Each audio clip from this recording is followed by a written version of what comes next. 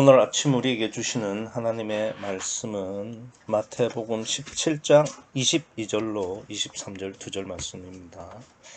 신약성경 28면 마태복음 17장 22절과 23절 2절을 제가 봉독하도록 하겠습니다. 이 기록된 계시의 말씀을 봉독할 때에 지금도 살아 계셔서 우리 각 사람 심령 안에 실체로 거하시는 주님의 음성을 친히 들으시기 바랍니다.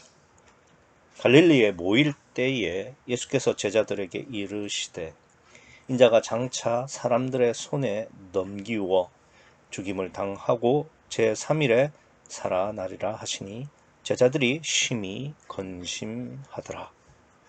아멘.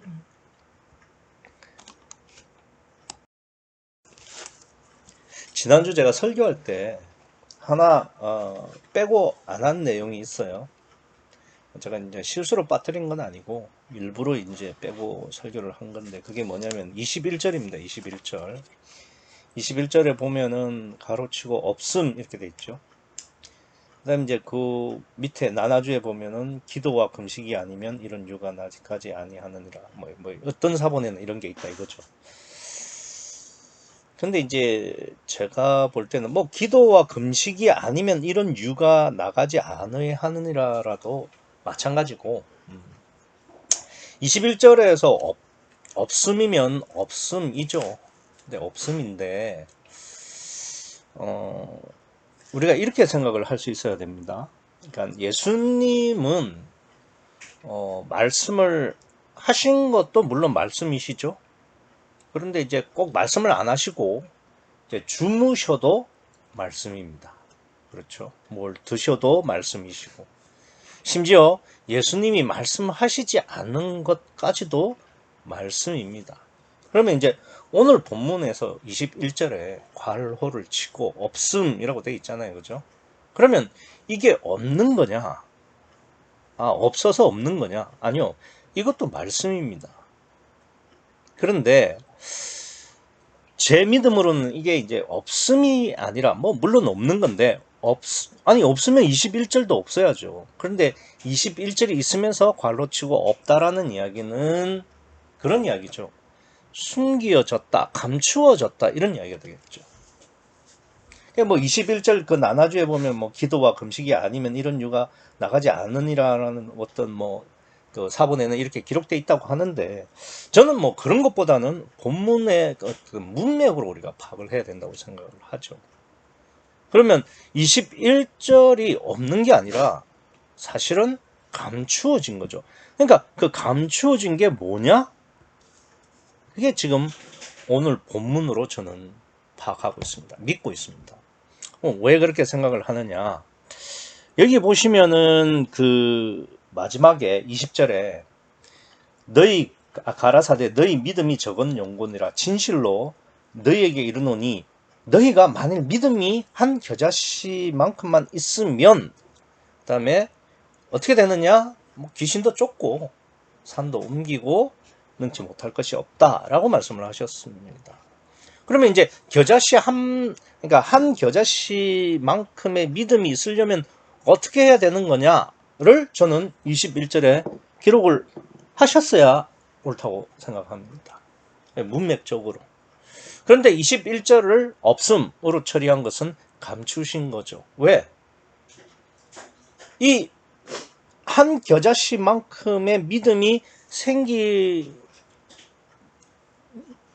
어떻게 해야 하는지를 21절에 기록을 했는데 그 기록을 지난번 17절에 이 예수께서 대답하여 가라사대 믿음이 없고 패역한 세대여 내가 얼마나 너희와 함께 있으며 얼마나 너희를 참으리요.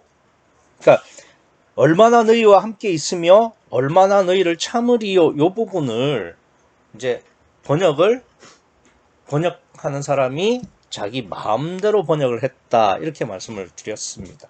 그러니까 애초에는 내가 얼마나 너희와 함께 있으며 내가 다시 육체를 벗고 부활하는 데까지 이제 얼마 남지 않았다. 그게 얼마나 남았겠느냐 이런 의도라고 말씀을 드렸습니다. 근데 그거를 얼마나 너희와 함께 있으며 얼마나 너희를 참으리요 라고 번역을 했다고 말씀을 드렸죠. 그리고 이제 그것이 문법적으로는 중간태다. 예, 그게 뭐냐면은, 그러니까 쓰기는 능동태로 쓰고 해석은 의미는 수동태다라고 말씀을 드렸습니다. 그래서 예수님이 부활하시는 것도 참으리요라고 번역된 그 부활하시는 것도 예수님이 스스로 예수님이 하고 싶은 대로 부활하는 게 아니라 하나님에 의해서 부활되어지는 그 자기 부인을 의미하는 거다라고 17절에 그렇게 하나님께서는 기록했는데 번역하는 사람들이 이렇게 자기 마음대로 번역을 해 놓은 거죠. 그러니까 17절을 이렇게 번역을 했으면 21절에 한 겨자씨만큼의 믿음이 있으려면 어떻게 해야 된다라는 내용을 번역자들이 또 바꿀 거라 이거죠. 그래서 하나님께서 미리 아시고 21절을 그냥 비워두신 겁니다. 숨기신 거죠. 그러니까 한 겨자씨만큼의 믿음이 있으려면 어떻게 해야 하느냐를 21절에 기록을 해야 되는데 기록하지 않고 감추시고, 그럼 어떻게 기록했냐?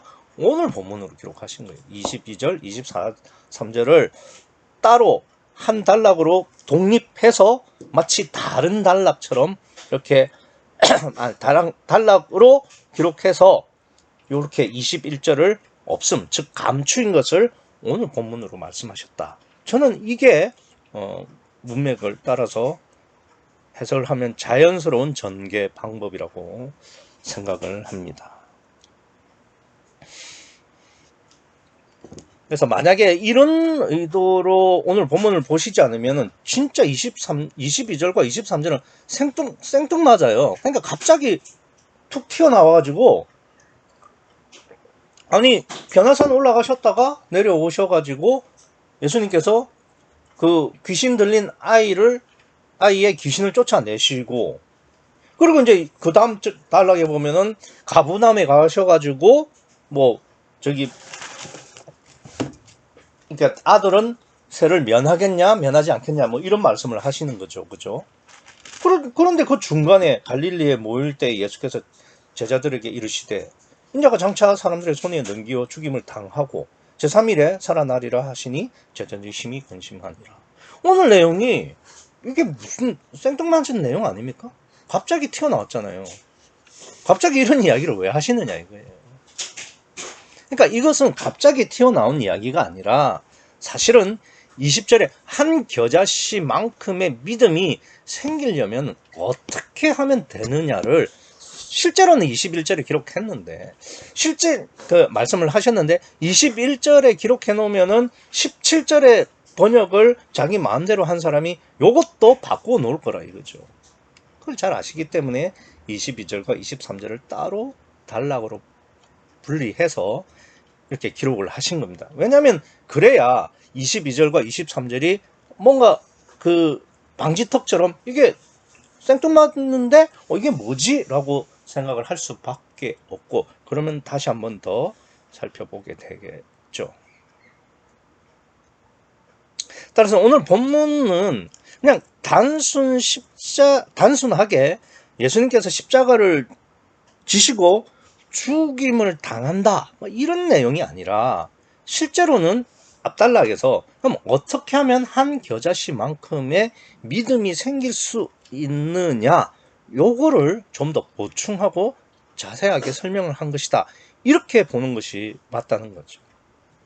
그러니까 이 점을 모르면 오늘 본문의 해석을 그냥 십자가에 초점을 맞춰서 할 수밖에 없죠. 뭐 그러면 자기 부인이 되겠죠.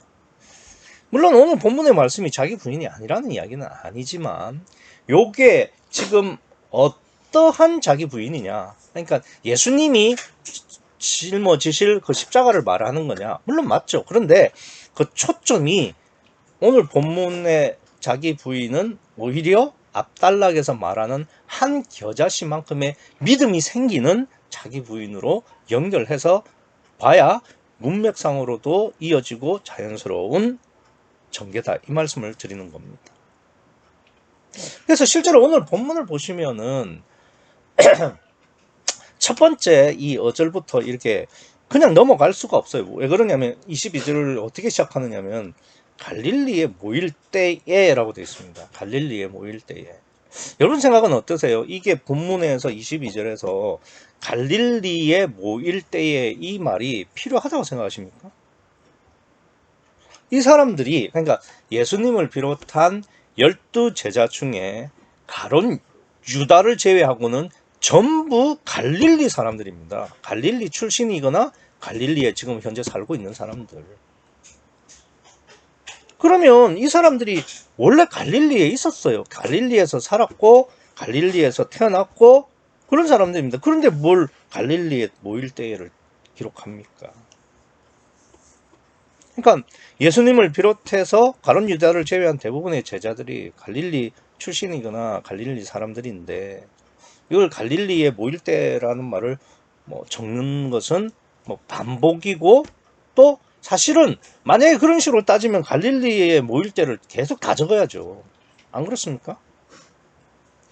그러니까 갈릴리를 우리로 따지면 이제 북한 정도로 보시면 돼요. 예전에 이제 그 이스라엘이 그러니까 남유다와 북이스라엘로 갈릴 때가 있었어요. 그때, 그러니까 북이스라엘에 해당하는 그 지역이 바로 갈릴리에 해당합니다. 그래서, 갈릴리라고 하면은 사실상 꽤 넓은, 뭐 사실 뭐 우리나라로 치면 북한 정도로 넓은 지역입니다. 그리고 예수님이 주로 사셨던 곳은 뭐 물론 예수님은 베들레헴에서 태어나셨죠. 그리고 나서 이제 예수님이 자라고 나신 고장이었던 뭐 나사렛이나 가버나움이나 뭐 이런 데서 거의 사셨는데 그러니까 이 예수님이 사신 그 갈릴리를 낀 그 주변 지역은 상부 갈릴리라고 그럽니다. 그러면 하부 갈릴리도 있다는 이야기겠죠. 그러니까 북한도 꽤 넓으니까 북한 위쪽 지방으로는 뭐 한경도, 평안도, 밑으로는 뭐 황해도 뭐 이런 식으로 될 수 있잖아요. 그죠? 그런 식이라는 거죠. 그러니까 갈릴리 사람들이 갈릴리에 모였는데 그걸 뭐 기록하는 것부터가 좀 모순이죠. 사실 뭐 매끄러운 이야기는 아닙니다. 왜 그러냐면 그러면은 뭐 단락마다 전부 갈릴리에 있었을 때라고 해야 되니까요. 그러니까 뭐 예컨대 이런 거죠. 대전에 사는 우진아 내일 뭐 할 거니?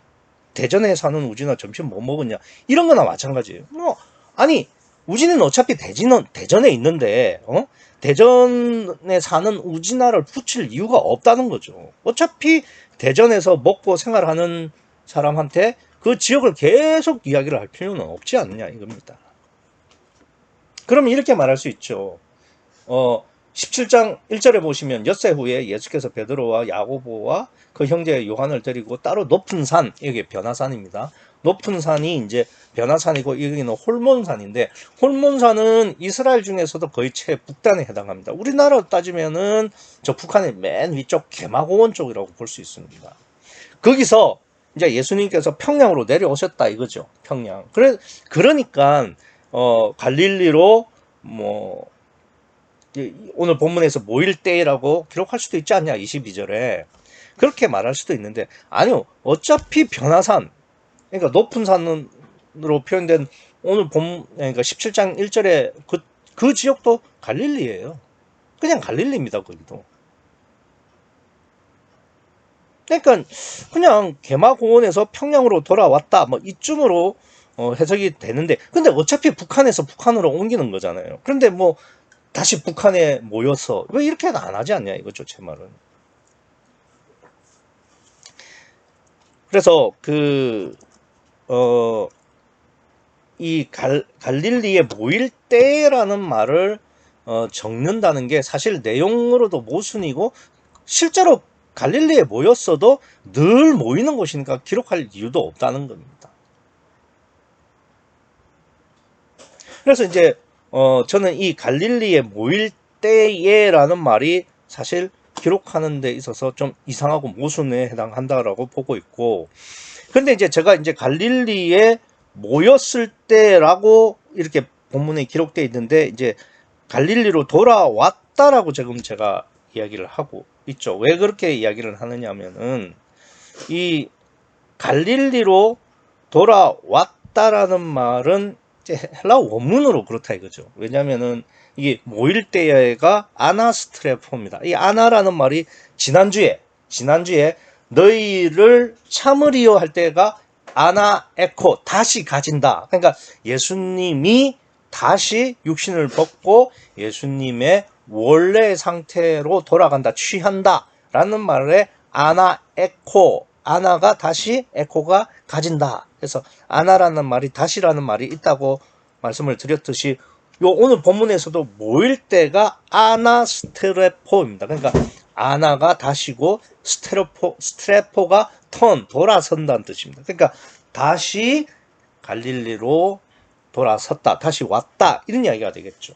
그러니까 결국 무슨 이야기가 되느냐 하면은 갈릴리에 모일 때를 반드시 기록해야 할 이유는 뭐냐면은 지금 17장 1절에서 예수님께서 세 제자와 함께 변화산으로 가셨어요. 그러니까 높은 산, 홀몬산. 거기서 다시 이제 예수님께서 사시는 그 그러니까 그 상부 갈릴리인 그러니까 갈릴리 호수 근처로 다시 돌아오신 거죠. 다시 돌아오셨다고요. 그러니까 이게 왜 중요하냐면은 홀몬산, 즉 변화산은 예수님의 본체, 그러니까 육체를 벗고 예수님의 본연의 모습을 제자들 앞에 보여주신 거죠. 그러니까 그게 원래 예수님의 모습이에요. 그러니까 성자 하나님. 그런데 지금 예수님께서 다시 갈릴리 호수인 가버나움의 쪽으로 오신 거잖아요. 그죠? 물론 딱 가버나움은 아니겠지만 그 갈릴리 호수 근처까지 오신 거예요. 그러니까 예수님께서 지금 그러니까 갈릴리 근처로 오셨다는 이야기는 변화산에서의 예수님 본연의 모습에서, 그러니까 육체를 벗은 그 모습에서 육체를 입은 예수님의 모습으로 되돌아오셨다라는 의미가 되는 겁니다. 그러니까 지금 이 갈릴리로 모일 때에 라는 말이 필요 없는 게 아니라 굉장히 중요하다는 말이죠. 왜? 예수님의 원래 모습에서 거기서 다시 예수님이 육신을 입은 그 모습으로 되돌아오셨다 이겁니다. 그래서 17절에 너희를 참으리요 라는 말도 내가 다시 내 모습, 즉 변화산에서의 육체를 벗고 영으로만 존재하는 그 모습으로 다시 취할 것이다. 다시 돌아갈 게 얼마 남지 않았다라는 이야기를 하시는 거죠. 그렇지만 지금 현재는 갈릴리에 모일 때에, 즉 육체를 입고 있는 그 모습으로 다시 돌아오셨다라는 이야기가 되는 겁니다. 그래서 여기 갈릴리에 모일 때, 즉 갈릴리로 다시 돌아왔을 때라는 말의 기준은 예수님이세요. 예수님이 변화산에서 다시 갈릴리로 돌아오셨다. 즉 영의 모습에서 육신을 입은 성육신의 모습으로 돌아오셨다 이 말입니다. 그래서 17절에 내가 얼마나 너희를 참으리요 이 말은 이제 곧 내가 다시 변화산의 모습을 취하게 될 것이다 이 이야기를 하시는 거죠. 그래서 예수님이 변화산에서 갈릴리로 오신 것이, 그러니까 갈릴리로 다시 돌아오신 것이고, 그건 꼭 기록해야죠. 왜냐면은 그 뒤에 내용을 보면은 예수께서 제자들에게 이르시되 인자가 장차 사람들의 손에 넘기어 죽임을 당하고 제3일에 살아나리라 하시니, 요게 그 반대 상황이니까요. 지금 현재 갈릴리에 있지만 사람들에 의해서 넘겨져서 죽임을 당하면, 그리고 제3일에 다시 변화산의 모습으로 나타나신다 이거죠. 이 말씀을 하시려고 22절 처음을 그렇게 말씀하신 거예요. 그리고 이렇게, 그러니까 예수님의 부활을 통해서 말씀하시는 게 뭐냐? 20절에 한 겨자씨만큼만 있을 수 있는 믿음을 말씀하시려고 하는 거죠. 그래서 21절을 비워두신 겁니다. 왜? 22절과 23절로 21절을 말씀하시려고. 없는 게 아니라 숨기우셨고, 숨긴 이유는 17절처럼 번역할 거니까. 아니다. 따로 내가 단락을 만들어서 너희에게 정확하게 한 겨자씨만큼의 믿음이 어떻게 생길 수 있는지를 말을 해줄게 라는 게 22절과 23절의 말씀이다. 이 말씀을 드리는 겁니다. 그래서 22절과 23절은 갑자기 나온 말씀이 아닙니다. 이거는 반드시 기록돼야 할 필요가 있는 말씀인데 강조하시려고 일부러 21절에서 말씀 안 하시고 22절과 23절에서 말씀하시는 거다. 이렇게 보시면은 오늘 본문이 뭐 전혀 엉뚱한 말씀이거나 그리고 필요 없는 말씀이 아니라 반드시 있어야 되고 또 예수님의 말씀처럼 이렇게 따로 이렇게 한 단락을 이루어서 말씀을 해야 할 굉장히 중요한 말씀이시다. 이 점을 말씀을 하시는 거고요. 한 겨자씨만큼의 믿음이 예수님의 부활과 어떤 관련이 있는지, 왜 그것이 한 겨자씨, 그러니까 예수님의 부활이 왜 한 겨자씨만큼의 믿음의 그러니까 이유가 될 수 있고 원인이 될 수 있는지를 지금부터 말씀을 드리겠습니다. 오늘 본문에서 우리가 해야 할 가장 핵심적이고도 정당한 질문은 뭐냐? 여기 보시면 22절에 예수께서 제자들에게 이르시되 인자가 장차 사람들의 손에 넘겨 죽임을 당하고 23절에 그렇게 돼 있죠. 보시면은 인자라는 것은 성육신한 예수님 아니십니까? 그러니까 그 예수님께서 왜 사람들의 손에 넘겨 죽임을 당하냐 이거죠. 여러분 생각은 어떠세요? 왜 예수님께서 사람들의 손에 넘겨 죽임을 당하셔야 할까요? 그러니까 이런 질문을 드리면은 당연하게 나오는 말이 뭐냐면 그러니까 십자가를 지셔야 되니까. 그죠? 십자가를 지셔야 육을 벗고 부활할 수 있으니까. 그러면 십자가 없이 어떻게 예수님이 부활하시냐 뭐 이런 식으로 대답을 하죠. 근데 그걸 제가 묻는 건 그게 아니라 방법론적인 거예요. 방법론적인 거. 그러니까 십자가를 지셔야 부활하는 거 맞죠. 그런데 왜 제 질문은 왜 사람들의 손에 넘겨 죽임을 당하느냐 이거예요.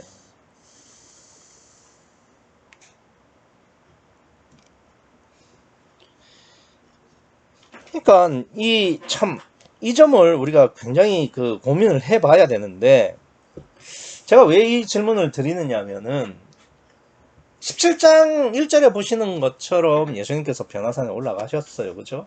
그래서 2절에 보시면 저희 앞에서 변형되사 이게 영체, 부활체가 되셨다는 이야기거든요.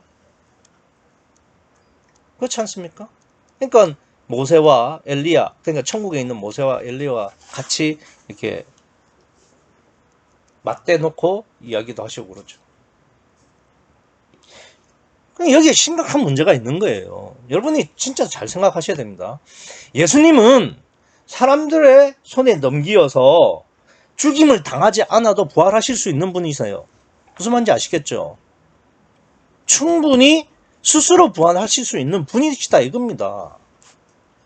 그러니까 십자가가 자기 부인이고 십자가를 지셔야만 부활을 할 수 있다는 것은 알겠는데 그건 우리 이야기죠. 예수님은 스스로 부활하실 수 있어요. 2절에서 저희 앞에서 변형대사라고 돼 있잖아요. 이때 뭐 사람들이 십자가에 못 박았나요? 아니잖아요. 그러면 22절은 좀 이해가 안 되는 거 아닙니까? 장차 사람들의 손에 넘기워 죽임을 당하고. 왜요? 왜 이러셔야 되나요?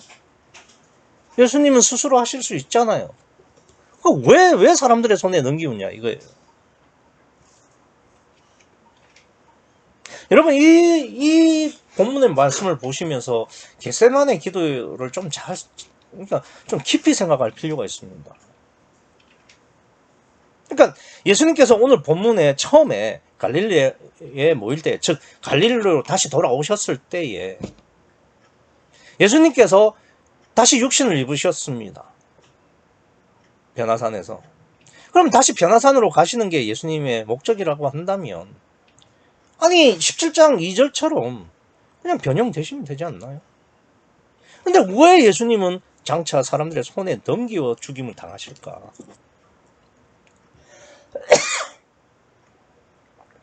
그 점을 겟세마네 동산을 대입해서 생각해 보면은 예수님께서 그러시잖아요. 아버지가 할 수만 있다면 이 잔을 내게서 넘겨주시옵소서. 그러나 나의 원대로 마옵시고 아버지의 원대로 하옵소서. 그러니까 나의 원이 있죠. 그 나의 원이 뭔데요? 17장 2절 변형, 스스로 변형되시는 거. 근데 나의 원대로 마옵시고 아버지의 원대로 없어서 그 아버지의 원이 뭔데요? 사람들의 손에 넘기고 죽임을 당하시는 거. 그러니까 육체를 벗는 방법은 예수님 스스로 자력으로 육체를 벗는 방법이 있고요. 아버지의 원대로 내가 아니라, 그러니까 예수님이 아니라 사람들에 의해서 육체를 벗는 방법이 있습니다. 그 둘 중에 예수님은 스스로 원했죠. 근데 그러지 말고 아버지의 원대로 하옵소서. 이렇게 하신 겁니다.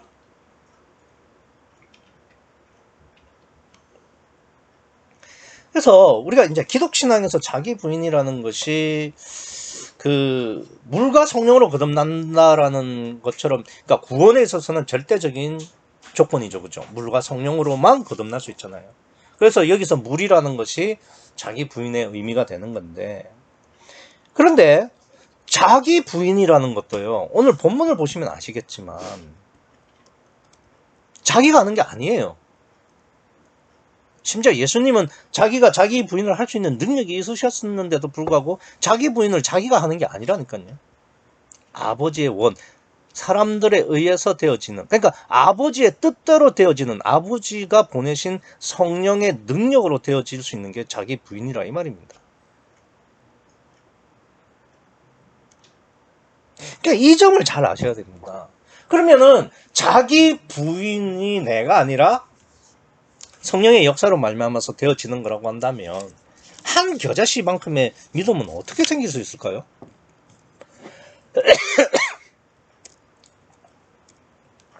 내가 믿으면 믿어져서 생기는 걸까요? 이 점을 좀 아셔야 됩니다. 예전에 한 집사님이 수요 예배를 마치고, 아니 자기 부인을 내가 하는 게 아니라 성령이 하게 하신다는 게 좀 이해가 안 된다라고 저한테 질문을 한 적이 있었습니다. 그러면서 자기 부인을 내가 하는 게 아니라고 하면 꼭 따라 붙는 말이 뭐냐면, 그럼 우리는 손가락만 빨고 있으란 말입니까? 라는 이야기죠. 나 아무것도 안 하냐, 그냥 가만히 있는 거냐, 그럼 절대 예정이랑 뭐가 틀리냐, 뭐 이렇게까지 이야기가 나오죠. 그런데 제가 금방 그래서 겟세마네 동산의 기도를 생각하라고 하셨잖아요.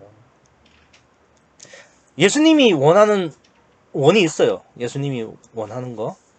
근데 그것이 아니라 아버지의 원대로 하옵소서라고 원하는 거는 예수님만 하신 거예요. 그렇죠? 만약에 예수님이 아버지의 원이 그렇지만 난 내 원대로 하겠습니다 하면 성부 하나님도 어쩔 수가 없는 거예요. 그렇으면은 아버지 뜻대로 안 됐죠. 근데 예수님이 하신 게 뭐냐? 할 수만 있다면 이 잔을 내게서 지나가게 하옵소서. 그러나 나의 원대로 마옵시고 아버지의 원대로 하옵소서라고 소원한 건 예수님만 하실 수 있었던 거죠. 그러니까 이렇게 생각하셔야 됩니다. 자기 부인이라는 것이 우리 기독신앙에 있어서는, 구원에 있어서는 절대적인 조건인데, 그 자기 부인이라는 것이 내가 하는 것이 아니라 성령이 해주시는 거고요. 근데 그 성령이 하시도록 소원하는 것은 나밖에 할 수 없다는 거죠. 이 점을 정확하게 아셔야 됩니다. 그럼 그냥 원하기만 하면 되는 거냐? 근데 그러면 나도 원하는데 왜 난 지금 자기 부인이 안 되느냐? 아니요. 그거는 잘 생각하셔야 됩니다. 우리도 예수님처럼 정말 목숨 걸고 아버지의 원대로 되기를 소원해야 돼요. 나도 진짜 원하는데? 정직하게 한번 물어보세요. 진짜 원하고 있는 건지. 아니, 원하는 척 하는 건지. 나도 나에게 속을 수 있잖아요. 아닌데, 나는 진짜 원하는데? 에이, 아닙니다. 왜 그러냐면은, 왜 아니라고 제가 말씀을 드릴 수가 있냐면, 하나님 전지전능하세요. 근데 하나님이 내 심령에서 정말 예수님처럼 목숨 걸고 아버지의 원대로 되어지기를 소원하는데 하나님께서 놓치신다고요? 그럴 리 없죠. 그래서 제가 묵도 시간에 역대하 16장 9절을 말씀드렸잖아요. 여호와의 눈은 온 땅을 두루 감찰하사 자기를 향하여 전심으로 향하는 자에게 능력을 베푸신다고. 내가 정말 아버지의 뜻대로 되기를 소원하는 믿음이 있으면, 소원이 있으면 아버지가 절대 놓치실 리가 없다니까요. 능력을 베푸세요. 하나님은 구원할 심령을 미리 정하시진 않아요. 그건 예정론은 절대 기독신앙이 아닙니다. 그러나 그 이후에, 창조를 하신 이후에 그 심령이 정말 아버지만 바라는 하나님의 뜻대로 되어지기를 소원하는 그 소원이 있다는 것은 하나님께서 아시죠. 아니, 우리는 뭐 전심으로 주님을 바라보는 게 뭐 그냥 내가 잠깐 생각하고 결심하고 결단하면 되는 줄 아는 것으로 착각합니다. 아니요, 그렇지 않습니다. 성경을 받아요. 모세는 80년 걸렸어요. 아브라함은 100년 걸렸습니다. 야곱은 130년 걸렸습니다. 이게 쉬울 것 같아요? 절대 쉽지 않습니다. 아니, 다른 말 할 것도 없어요. 예수님조차 30년 걸렸습니다. 예수님조차 30년. 겟세마네 동산에 기도를 하는 데까지 30년이 걸렸다고요. 아니, 예수님이 그런 심령이 아니다. 그런 그러니까 소원이 없었다는 뜻이 아니라, 그러니까 하나의 로고스로 그렇게 말씀을 하신다는 거죠. 육체를 입은 존재는 절대 자기 부인이 그냥 되는 게 아닙니다. 과정을 거쳐야 돼요. 엘로힘, 여호와, 임마누엘이라는 그 신앙의 단계가 있어야 된다, 이 말입니다. 그럼 꼭 이런 질문을 해요. 그럼 십자가 강도는? 아니, 십자가 강도는 행위로 구원받는 게 아니라 오직 성령으로, 오직 믿음으로, 오직 자기를 부인하는 소원으로 구원을 받는다라는 것을 보여주기 위한 로고스죠. 성경이 말하는 로고스는 그냥 제쳐놓고 그걸 한 부분을 일반화시키는 그런 오류를 범해서는 안 됩니다. 십자가의 강도는 행위로 구원받는 것이 아니라 오직 믿음으로, 오직 성령으로 구원받는다라는 것에 대한 로고스일 뿐이에요. 그래서 십자가의 강도의 그 성숙은 정말 미지수죠. 없다고 봐도 과언이 아니다, 이렇게 말할 수 있죠. 그러니까 모세나 아브라함이나 야곱 같은 경우에도 표적도 경험하고 하나님의 음성, 말씀도 들으면서 서서히 자기 부인에 이르게 되었던 거고, 그러니까 자기를 부인하기를 소원하는 전심으로, 그 믿음으로 나아갔던 것이지, 뭐 어느 날 갑자기 내가 딱 결심한다고 되고 그런 일은 없습니다. 그래서 제가 그 말씀을 드리는 거예요. 오죽하면 하나님이신 예수님조차 30년이 걸렸냐 이거예요. 그러니까 예수님으로 말씀하시는 것은 예수님의 마음이 그렇지 않다는 뜻이 아니라, 육체를 입은 존재는 육체를 부인하는 소원에 이르기까지가 얼마나 불가능에 가까우냐를 말씀하시는 로고스입니다. 그걸 예수님으로 말씀하시는 거예요.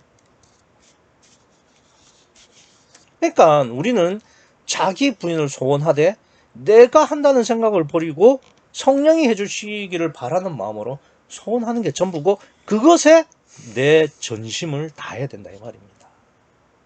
그러니까 내가 전심으로 소원하면 역대하 16장 9절 말씀처럼 하나님은 놓치지 않고 그 심령에게 능력을 베푸세요. 그러니까 은혜가 되는 거죠. 그러니까 이제 예수님께서 하나님께서 우리에게 엘로힘과 여호와 이마누엘의 단계를 거쳐가면서 단계마다 고난도 주시고 믿음도 주시고 표적도 주시고 말씀도 주시고 그러시겠죠. 그러면서 내가 점점 내가 나를 부인하기를 소원해가는 예수님처럼 나의 원대로 마옵시고 아버지의 원대로 하옵소서라는 것을 목숨 걸고도 소원할 수 있는 그러한 믿음의 진보를 이루어 나가겠죠.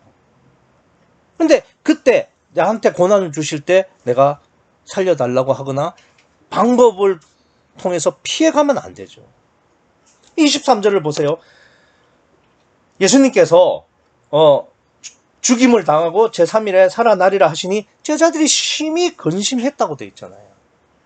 제자들은 그러니까 예수님이 살아나는 것에 대해서는 생각하지 아니하고 십자가에 죽는 것에만 고착이 돼서 거기에 근심을 하는 겁니다. 그러니까 아직까지는 제자들은 예수님처럼 겟세마네 동산에 기도를 할 수 있는, 즉 모든 것을 하나님께 맡기고 자기를 부인하고자 하는 소원이, 그런 마음이, 믿음이 없다는 거죠.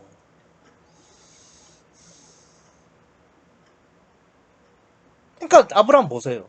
독자 이삭, 100년 만에 얻은 독자 이삭을 죽인다 이거죠. 하나님께서 죽이라고 하면은 죽이겠다 이거죠. 왜? 하나님만 바라보니까요. 그 위에 뭐 살려줄 것을 믿고 그런 거 없어요. 그냥 하나님만 믿고 아브라함은 이삭을 죽인 겁니다.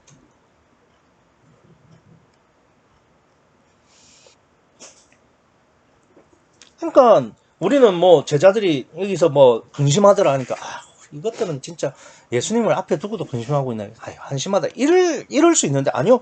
제자들은요, 가족도 버리고요, 생업도 포기하고 예수님만 쫓아다니는 사람들입니다. 그렇지 않나요? 그런데 그런 제자들도 이 말 듣고 나서는 심히 근심하는 거예요. 당장에 우리 보고 내일부터는 밖에 나가서 살아라, 이 집에서 나가서 길거리에서 살아라, 이렇게 하면 근심 안 해요?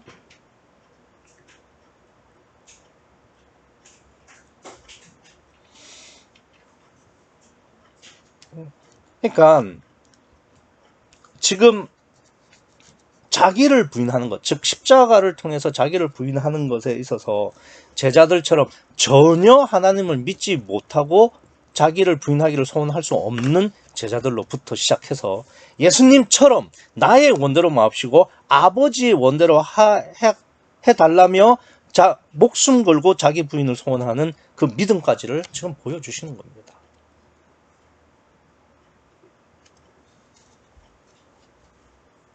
그래서 절대 자기 부인은 자기가 하는 것이 아니라 나는 소원만 할 뿐 성령이 해주시는 거예요. 그러면 이런 말씀을 하시는 분들이 있어요. 마태복음 16장 24절에 보면 아무든지 나를 따라오려거든 자기를 부인하고 자기 십자가를 지고 나를 쫓을 것이니라. 자기를 부인하라고 했지 않냐. 그리고 자기 십자가를 지고 나를 쫓으라고 예수님이 말씀하셨지 않느냐. 아니요. 여기서도 자기를 부인하고의 부인하고는 중간태예요. 부인하고라고 이렇게 능동태로 기록했지만 실제로는 부인되어지고입니다. 부인되어지면은 성령이 십자가를 지게 하죠. 이 십자가를 지고는 능동태입니다. 그러니까 그건 내가 지는 게 아니에요. 성령의 능력으로 십자가를 질 수 있는 거죠. 그러면 20절을 다시 돌아가서 가라사대 너희 믿음이 적은 영혼이라 진실로 너희에게 이르노니 너희가 만일 믿음이, 너희가 만일 믿음이 한 겨자씨만 있으면, 그러니까 여기서 말하는 한 겨자씨는 보혜사 성령이 되겠죠. 보혜사 성령이 내 안에 들어오기만 하면, 왜 그러니까 이미 보혜사 성령이 내 안에 들어왔다는 것은 내가 부인되어진 거죠. 그리고 보혜사 성령이 내 안에 계시면 이 산을 명하여 여기서 저기로 옮기라 하여도 옮길 것이고, 당연하죠. 보혜사가 할 거니까. 그리고 너희가 능치 못할 것이 없으리라. 당연하죠. 보혜사가 하실 거니까. 그런데 우리는 지금 뭐라고 생각하냐면 내가 믿음이 있으면 산을 옮긴다. 내가 믿음이 있으면 못할 것이 없다. 이렇게 생각하니까 야, 내가 산을 어떻게 옮겨? 이렇게 자꾸 생각을 하는 거예요. 그 착각이죠. 아니, 자기 부인조차 내가 하지를 않았는데 산을 내가 어떻게 옮겨서도 안 되죠. 자기 부인조차 나는 소원만 했을 뿐 성령이 되어지게 했으니까 산을 옮기는 것도 성령이 옮기시는 거지 내가 옮기는 겁니까?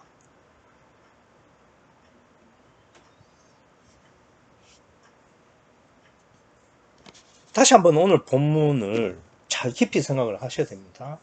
그러니까 21절에서 없음으로 하셔서 감추시고, 그리고 오늘 본문에서 한 겨자씨만큼의 믿음이 생길 수 있는 유일한 방법은 예수님처럼 십자가를 지심으로 자기 부인을 하는 거예요. 근데 예수님도 십자가를 자신이 지지 않았죠? 아버지의 원대로. 그러니까 예수님조차도 자기 부인을 하기를 소원하는 것에 불과하셨지, 거기까지만 하셨지 예수님이 십자가를 지시진 않았어요. 성령에 의해서 사람들에게 넘겨졌고 죽임을 당했고, 전부 여기는 그대로 수동태로 기록되어 있죠. 그리고 제3일에 살아나게 되는 겁니다. 이거예요. 그럼 한 겨자씨만큼의 믿음이 생길 수 있는 유일한 방법, 내가 성령에 의해서 부인되어지기를 소원하고, 그래서 실제로 성령이 보혜사 성령으로 내 안에 들어오시면 내가 산도 옮기고 능치 못할 것이 없다. 이거죠.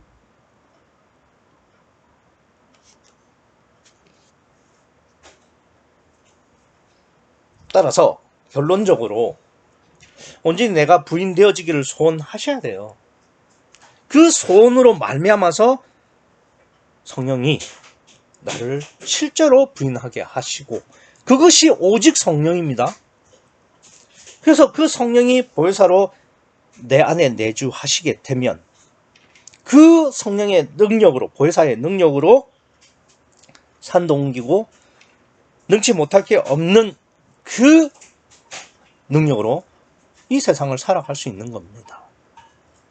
그 능력으로 마지막 때 마지막 사명을 감당하시는 여러분과 제가 되기를 간절히 소원합니다. 기도하시겠습니다.